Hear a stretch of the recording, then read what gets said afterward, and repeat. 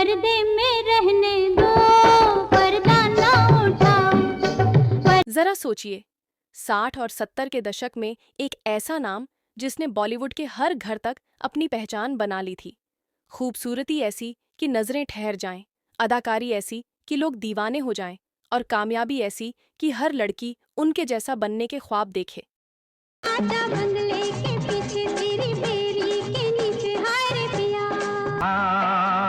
मस्तानी मदहोश की लिखे जो खत तुझे वो तेरी याद में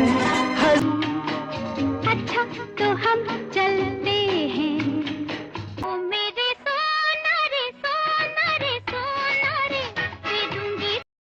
लेकिन क्या आप जानते हैं, इस चमक धमक भरी जिंदगी के पीछे कितनी मेहनत, कितने संघर्ष और कितनी अनकही कहानियां छुपी हैं। जी हाँ दोस्तों, हम बात कर रहे हैं बॉलीवुड की सबसे सफल और ग्लैमरस एक्ट्रेस में से एक, आशा पारेख की। एक ऐसी अभिनेत्री जिसने 4 दशकों तक बॉलीवुड पर राज किया, 85 से ज्यादा सुपरहिट फिल्मों में काम किया और अपने दम पर एक अलग पहचान बनाई। लेकिन क्या आप जानते हैं, इस सफलता के पीछे उनका सफर कितना मुश्किलों भरा रहा? तो चलिए, आपको लेकर चलते हैं आशा पारेख की उस जिंदगी में, जहां एक छोटी बच्ची से लेकर बॉलीवुड की टॉप एक्ट्रेस बनने तक का सफर छुपा है। वो सफर जिसने आशा पारेख को बॉलीवुड की हिट गर्ल बना दिया। 2 अक्टूबर 1942 ये वो तारीख थी जब आशा पारेख का जन्म हुआ। उनका परिवार काफी दिलचस्प था। उनके पिता बच्चू भाई पारेख एक हिंदू गुजराती थे और उनकी मां सुधा पारेख एक बोहरी मुस्लिम थीं। अब सोचिए, उस जमाने में जब धर्म को लेकर इतनी सख्ती थी, ऐसे में एक हिंदू पिता और मुस्लिम मां के घर जन्मी आशा पारेख का बचपन कितना अलग रहा होगा। लेकिन उनके माता पिता ने कभी धर्म को आड़े नहीं आने दिया। उनकी मां चाहती थीं कि आशा पारेख को बचपन से ही कला की दुनिया से जोड़ा जाए। इसीलिए उन्होंने आशा को भारतीय शास्त्रीय नृत्य, या जिसे क्लासिकल डांस भी कहते हैं, सीखने के लिए पंडित बंसीलाल भारती के पास भेज दिया। अब यहीं से आशा की जिंदगी में एक नया मोड़ आ गया और 7 साल की उम्र में उन्हें पहला बड़ा मौका मिला। सोचिए, सिर्फ 7 साल की उम्र में आशा पारेख को पहली बार कैमरा फेस करने का मौका मिला। साल था 1952 और फिल्म का नाम था माँ। जी हाँ, फिल्म का नाम ही था माँ, और इसमें आशा पारेख ने बतौर चाइल्ड आर्टिस्ट काम किया। अब सोचने वाली बात यह है कि इतनी छोटी उम्र में फिल्मी दुनिया में कदम रखना आसान नहीं होता। लेकिन आशा के अंदर एक अलग ही चमक थी। उनका टैलेंट देखकर डायरेक्टर और प्रोड्यूसर्स उनके फैन हो गए। लेकिन यहाँ एक बड़ा ट्विस्ट आया। जब आशा पारेख ने टीनेज में कदम रखा और वो लीड एक्ट्रेस बनने के सपने देखने लगी, तो इंडस्ट्री ने उन्हें ये कहकर रिजेक्ट कर दिया कि तुम में हीरोइन बनने वाली कोई बात नहीं है। अब सोचिए, जिस लड़की ने 7 साल की उम्र से फिल्मों में काम करना शुरू किया, उसे टीनेज में आकर रिजेक्ट कर दिया गया। लेकिन कहते हैं ना, सपनों का मरना आसान है, लेकिन उन्हें जिंदा रखना मुश्किल।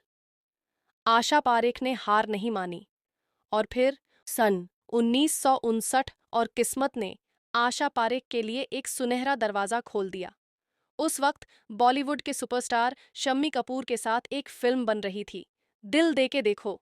इस फिल्म के डायरेक्टर थे नासिर हुसैन। अब आपको ये जानकर हैरानी होगी कि नासिर हुसैन ने जब पहली बार आशा पारेख को देखा तो कहा, यही लड़की मेरी फिल्म की हीरोइन बनेगी। और बस, दिल दे के देखो 1959 में आशा पारेख को बतौर लीड एक्ट्रेस कास्ट कर लिया गया। जी ओ दिल लेने वालों दिल देना सीखो जी। और दोस्तों, यहीं से शुरू हुआ आशा पारेख का सुपरस्टार बनने का सफर। फिल्म सुपरहिट हुई। आशा पारेख की खूबसूरती और एक्टिंग ने सबको दीवाना बना दिया।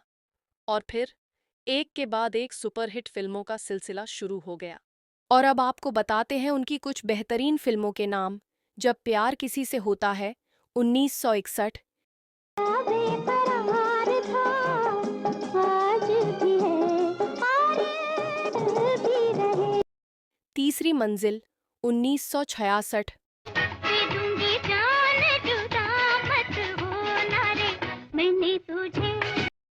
उपकार 1967।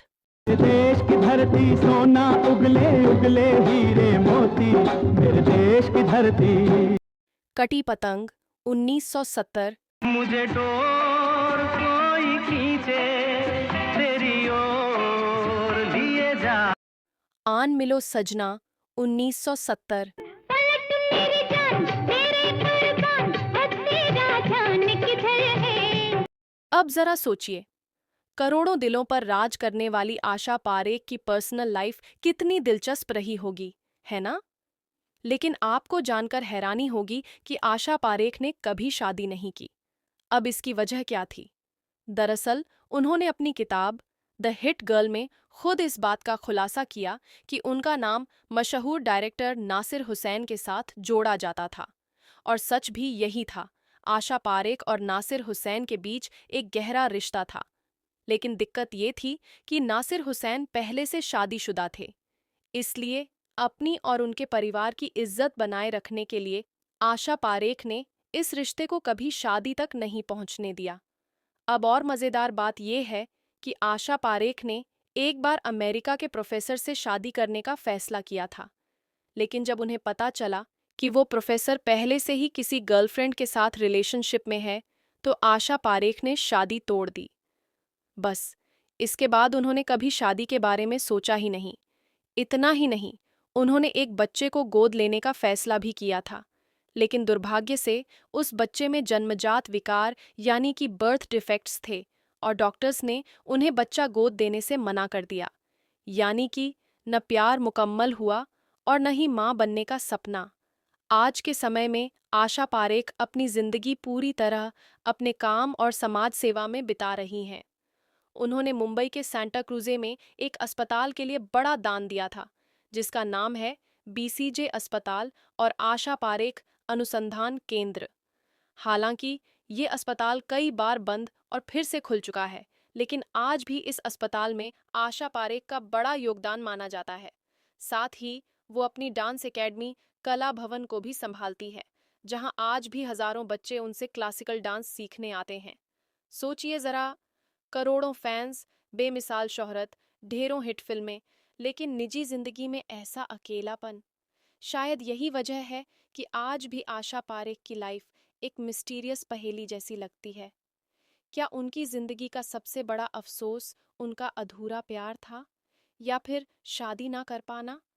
ये सवाल आज भी लोगों के मन में एक रहस्य बनकर घूमता है। तो दोस्तों, ये थी कहानी उस अद्भुत अभिनेत्री की, जिसने अपने टैलेंट, खूबसूरती और मेहनत से बॉलीवुड पर सालों तक राज किया। आशा पारेख का सफर सिर्फ फिल्मी पर्दे तक सीमित नहीं था, बल्कि उन्होंने अपनी जिंदगी में कई उतार चढ़ाव भी देखे, लेकिन हर बार वो और भी मजबूत बनकर उभरी। उनका नाम आज भी इंडस्ट्री में उतनी ही इज्जत और प्यार से लिया जाता है। अगर आपको ये कहानी पसंद आई हो, तो वीडियो को लाइक ज़रूर करें और कमेंट में बताइए कि आपको आशा पारेख की कौन सी फिल्म सबसे ज़्यादा पसंद है। ऐसे ही और भी दिलचस्प किस्सों के लिए आपके अपने चैनल फ्लैश टीवी इंडिया को सब्सक्राइब करना न भूलें। फिर मिलते हैं एक और अनसुनी दास्तान के साथ। तब तक के लिए देखते रहिए फ्लैश टीवी इंडिया।